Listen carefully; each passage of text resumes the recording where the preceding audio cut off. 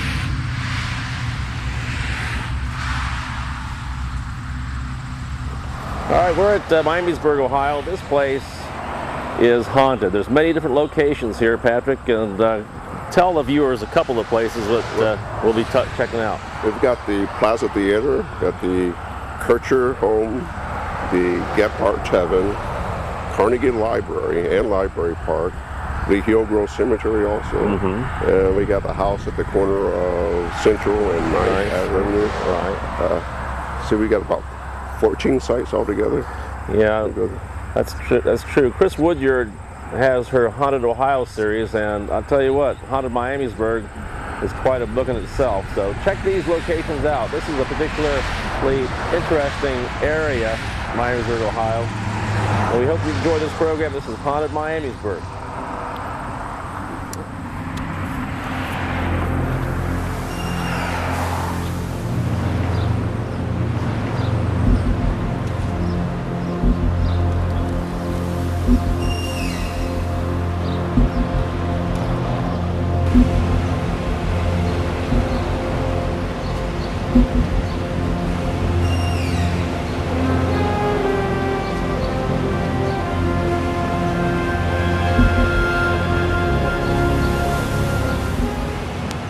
We're here at the Kercher home at Miamisburg. The first recorded birth took place in this home, and Ruby here will be joining me here pretty soon, and she's going to go through the home and tell us what she picks up. So, in a moment, Ruby here. Okay, we're here at the Kercher home in Miamisburg, Ohio, along with Ruby here, the psychic, is going to go through this establishment and hopefully pick up something that might interest our viewers. Now, we're not saying every place is haunted, but every once in a while you might pick up something, and that's why Ruby is here. This home, the Kercher home, was just recently uncovered, and supposedly the first recorded birth took place here. So we're going to definitely check this place out. So stay with us. We're going to follow Ruby around and see what she has, what she picks up.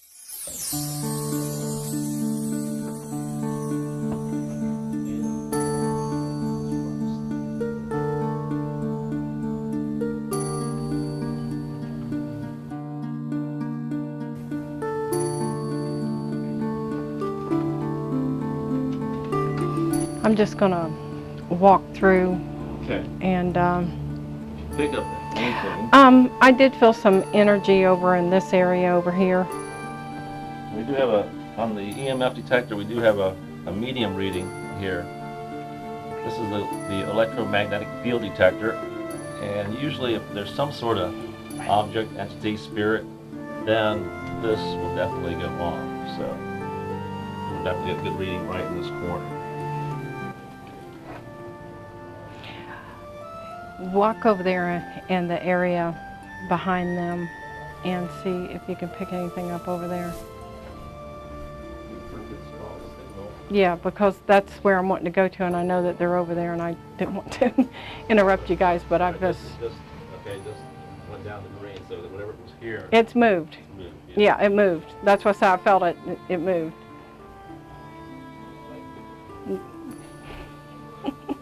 Okay, just follow me. Are we scared?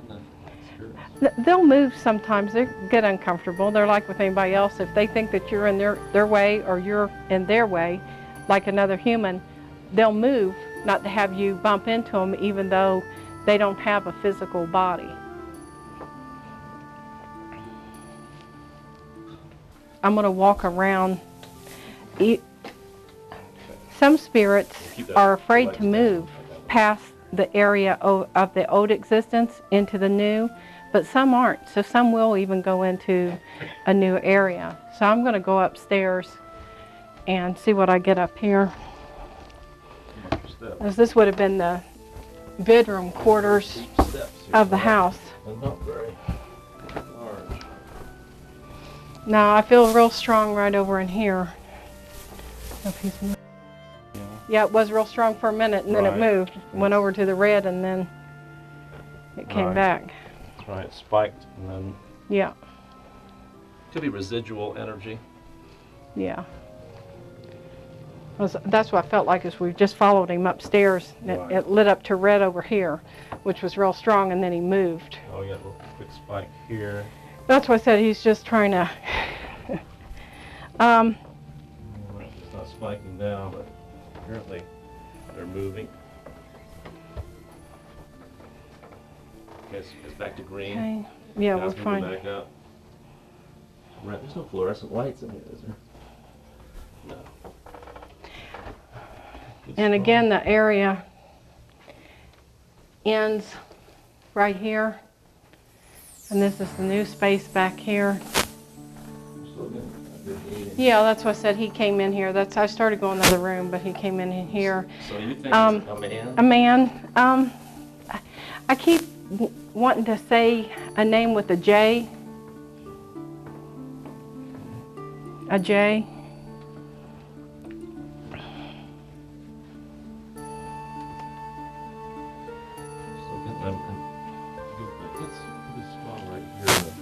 Yeah, that's what I said. It's moved when we went in there. He's moving as we're moving. I think I want to say Jake or Jay. Would you like to communicate with us? Do you have anything that you want to say?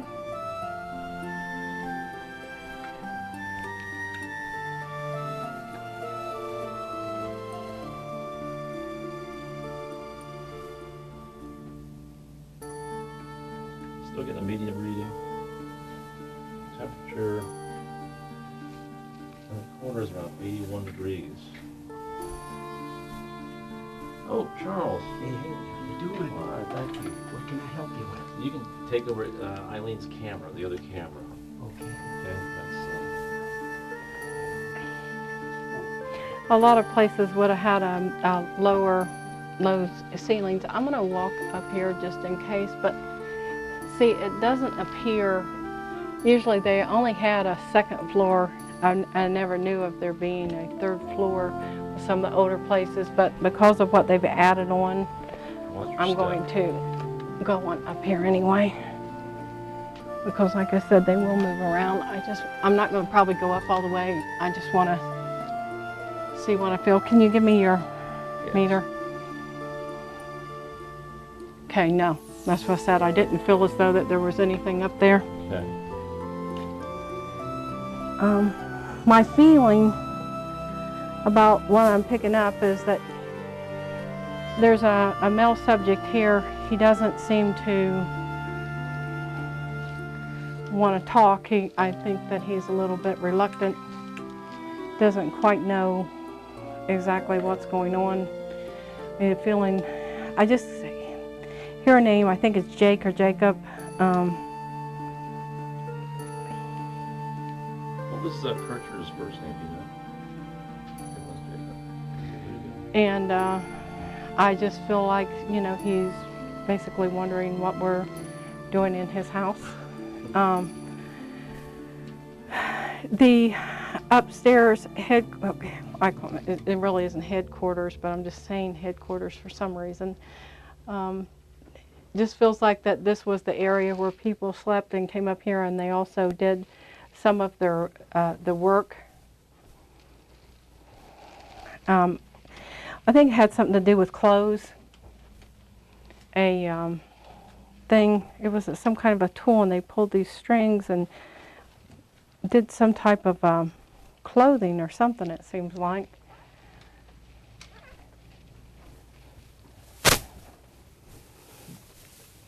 You know Jacob Kercher's occupation? Okay. Where's Phil? Okay. All right, we're going to be heading down to the Market Square Historical Building next, and we'll check out, see what if we can think of anything there. That's the center of town where everybody used to congregate. The farmers would bring their produce down and sell it at that location. So we're going to check that out. It's an old historical building, and it's been renovated quite a few times. So we'll see if Ruby can pick up on any entities that might be there. Okay, this is the Market Square Historical Building right here. This is where we're going next, and we'll check this place out. Market Square, center of town, old Miamisburg.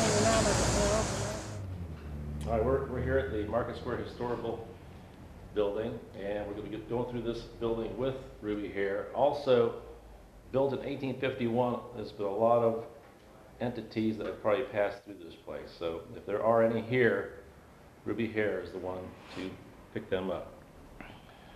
Ruby, it's all yours. Okay, well, before we were walking in the building, I saw horses and buggies seeming to be going in the building, or at least around it. So it just seems like to me that there were openings, and maybe those openings are closed now, but that there were these openings. I saw that people were doing trading here. They seemed to be bringing corn and other different kinds of items that they were selling, and it was very much like a mall that we would have today, or even today's kind of like a flea market, because there were all kinds of items that you could get here at this particular place. And so it was the main area of activity, I believe, for this area. Everything kind of centered around it. But again, it's one of those things, I only want to tell you what I get, what they're telling me, what I'm seeing. And there are people, because of what happened, that died here. They were afraid, and there's one kind of spirits that are more on the inside than there is on the outside. It's a different energy. And it's almost like they want to blend into the wall because they don't want to be seen, or a fear of getting in trouble. Because if you didn't do what you were supposed to do, less likely to be noticed to get in trouble for something. Now, since you've been talking, Ruby, we have had some spikes. Well, they're around me some, and then they kind of go off, and that's the whole thing. It's like, oh, we're going to pay for it later.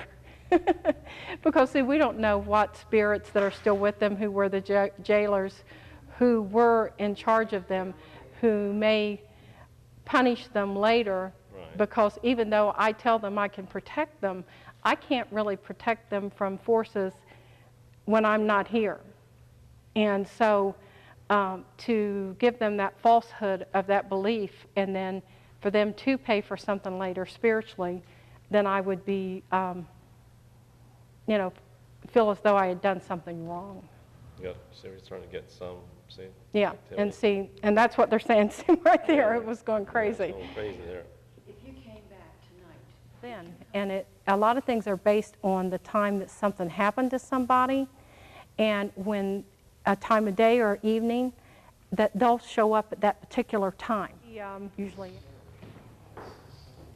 The energy's changed in here a little bit now since we've been talking, and I think that they've heard more of what I've said and about what's going on, so the energy's lightened up some as opposed to it being so solemn. You have to, when you do the work that I do, you have to give the spirit, the energy, space to be comfortable in. Because if a stranger comes in and you don't know them, you're more than likely going to back off and go back to the side. Can they tell that you can communicate with them?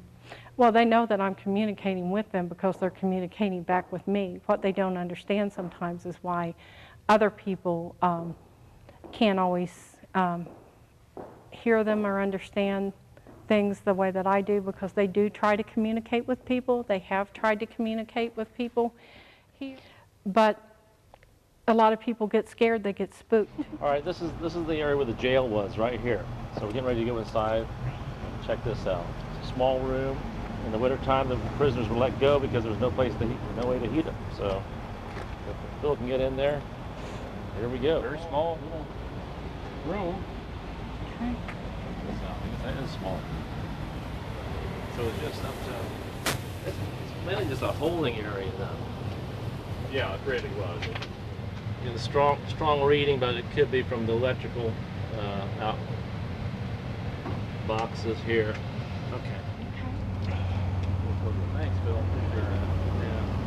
So we got a good strong reading in there, but it could also be from the electrical, boxes that are in there. So we're not. How am I doing? Am I hitting on anything I think or you not? do, yeah. Especially about the outside, I think you're doing really well. Okay. And there is activity at night.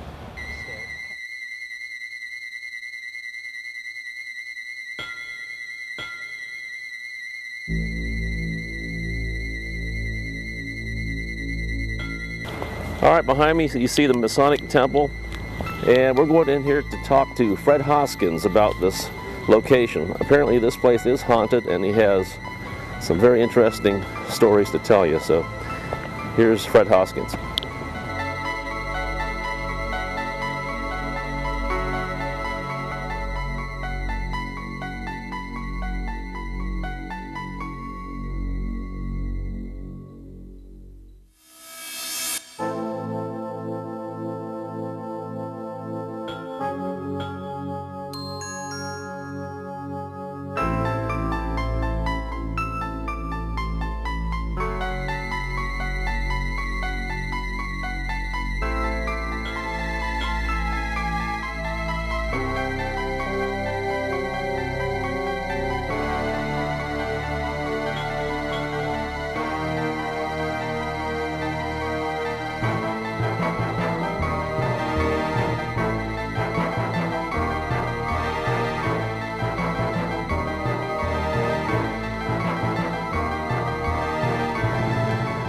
Okay, we're here with Fred Hoskins at the Masonic Temple in Miamisburg, Ohio, and supposedly this place is haunted. And Fred, what kind of experiences have you had here?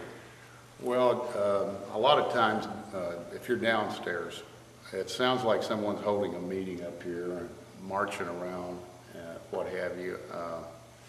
I had a experience. Another fellow and I were down in the kitchen. We were going to have a dinner, and we were prepared food. And, right. This is in the daytime. This isn't something happening at midnight or none of that. What time of day was it? Remember? Probably about 11 o'clock in the morning. Okay. All right. We heard noises up here. Now the heat was not on. It was kind of warm, so I know it wasn't. We knew it wasn't the heat. We thought someone was up here. So he and I came up and came in that door back there, and opened up, and there was a light on back behind over here, right. Which. Is there any light back there? There's a light back there, but everybody checks this place before you leave, make sure the lights are all off. Okay. That didn't bother me too much. So I came up, went back, turned the light off, looked around. He and I went back out that door. There's two doors there. Right. Shut the first door, and he went out ahead of me. And when we got in the hall out there, he was in front of me. I reached back and closed the second door. And about the time I closed the second door, it was though somebody kicked that door, bam. And I didn't come back in here to look to see what went on. what did the other gentleman with you say? Did he must have heard it. Oh yeah, he said, I think we better go downstairs. So we did. I mean, it was kind of spooky. Now, when you heard footsteps, sometimes downstairs, you heard footsteps up here. Yeah. Right now. Now, viewers, you can't see this, but we'll show you in a minute. This is all carpeted up here, so it would be tough for that sound. It sounds exactly like one walking around it. Right here, like on a wooden floor, or like a. Well, you can just tell there's somebody walking. Right. Okay. So, but I would say from your experience that the Masonic Temple in Miamisburg, Ohio, is definitely haunted. With what spirit, I don't know. Do you have any ideas of somebody in the past that might have been predominant personality here? There's many. Really? Yes, over the years, there's many. Because this was built in 1904 or converted in 1904. It was converted to a Masonic temple in 1904. It used to be a church. Yes. And used as a school. Well, that was Sunday school. Sunday school. Okay. Yeah, I'm just trying to think. Sometimes you get a lot of spirits that were involved prior to the existing structure. Mm-hmm. You know, so, and this being a predominantly Indian area back in the Indian mound here, this place has a lot of activity.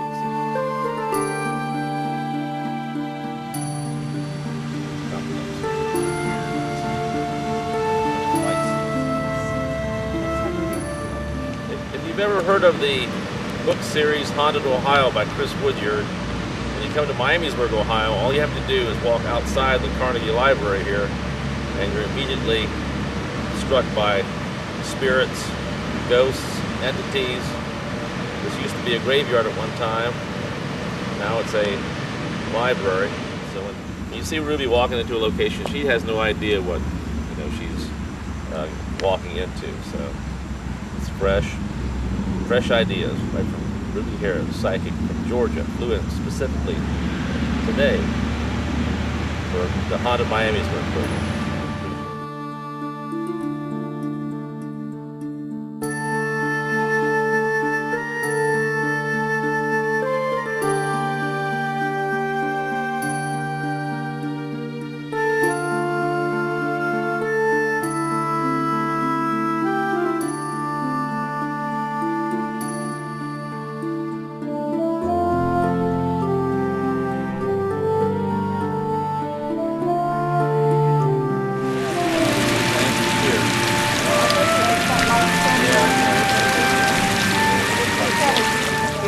Straight ahead, not at the white over there, but it's almost like a man's two legs going down in the back with a shoe down there at the darker part. Okay. Let me zoom in.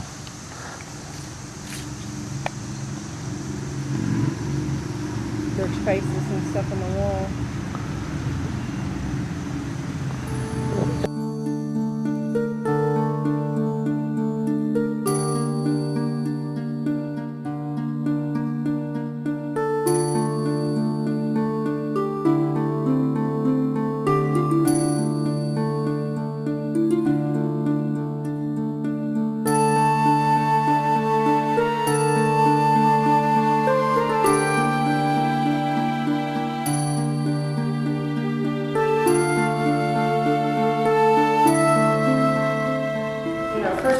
Energy is really heavy right in here, but when I walked back in there, it got clearer.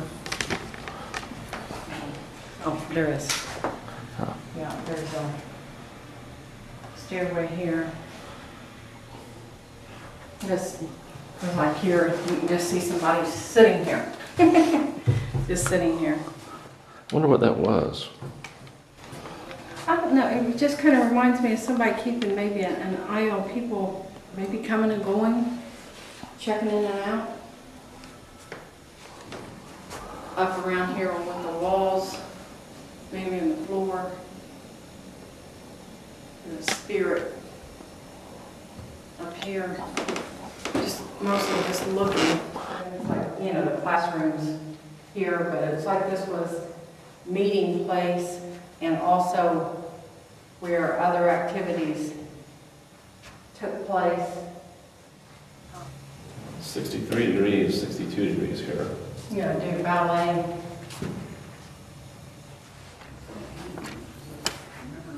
I'm hoping that the spirits will actually talk with me, and you know, if you've got a message, something that you want to tell anybody, or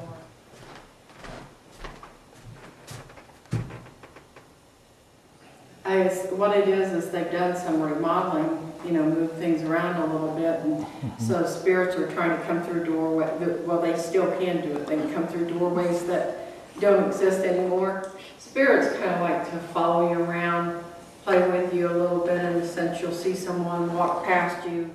Do you pick out any specific entities that? Well, I've had a man that was in the front when we'd come in, and he went in the hall, and I think it was him standing behind me back in the room. The guy who kind of hung out with me in the hallway stood out to me more than anybody else because of him following me around. Can you describe that guy, what he was wearing? Well, he seems to be a little taller than me, or at least that's the way he appears, because he's more kind of behind me, so I don't get a direct view. Look at him. And you know, he, like I said, he's kind of off to the side, so it's not like he's standing in front of me. So he's in the peripheral vision there. Right. And I'm aware of children and other things, but the man stands out to me more because of him following me around. Okay. Where other spirits just kind of move about naturally, for some reason he's been following. I'm aware of a woman, though she's not saying who she is, but I'm aware of her presence here.